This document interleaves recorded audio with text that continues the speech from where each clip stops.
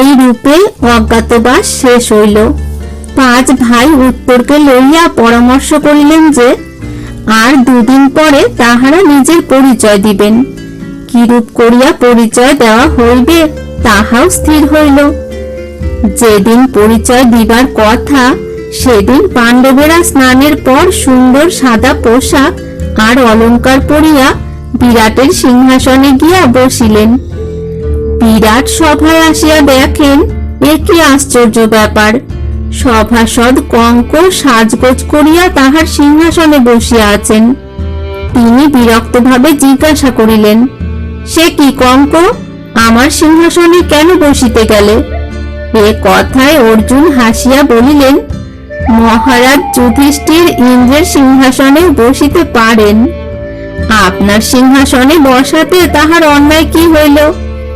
বিরাট বলিলেন, ইনি যদি রাজা যুধিষ্ঠির হন তবে তাহার ভ্রাতাগণ আর দ্রৌপদী দেবী কোথায়? এ প্রশ্নের উত্তরে অর্জুন একে একে সকলেরই পরিচয় দিলেন। তারপর উত্তর অর্জুনের অনেক প্রশংসা করিয়া বলিলেন, যে দেবপুত্র কৌরবদিগের সহিত ভয়ঙ্কর যুদ্ধ করিয়া গরু ছাড়াইয়াছিলেন তিনি এই অর্জুন। সকল কথা শুনিয়া বিরাটের যেমন আশ্চর্য বোধ হইল তেমনি তিনি আনন্দিত হইলেন। পাণ্ডবদিগকে যত প্রকারে আদর দেখানো সম্ভব মনে হইল তিনি তাহার কিছুই বাকি রাখিলেন না। তিনি কেবলই বলিতে লাগিলেন, আমার কি সৌভাগ্য, কি সৌভাগ্য! বিশেষত অর্জুনের প্রতি তাহার যে কিরূপ স্নেহ হইল তাহা বলিয়া শেষ করা যায় না।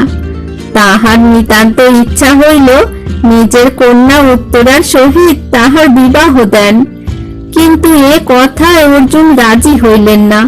তিনি বলিলেন, আমি উত্তরার গুরু, তাহাকে সর্বদা আমার কন্যার মতো ভাবিয়া স্নেহ করিয়াছি।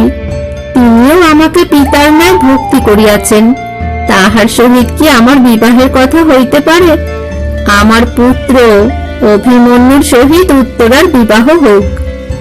এ প্রস্তাবে সকলেই সন্তুষ্ট হইলেন। রূপে গুণে বিদ্যায় বুদ্ধিতে বীরত্বে অভিমন্যুর মতো এমন সুপাত্র আর হয় না। কাজেই সুন্দর দিন দেখিয়া মহা সমারোহে অভিমন্যু আর উত্তরার বিবাহ হইয়া গেল।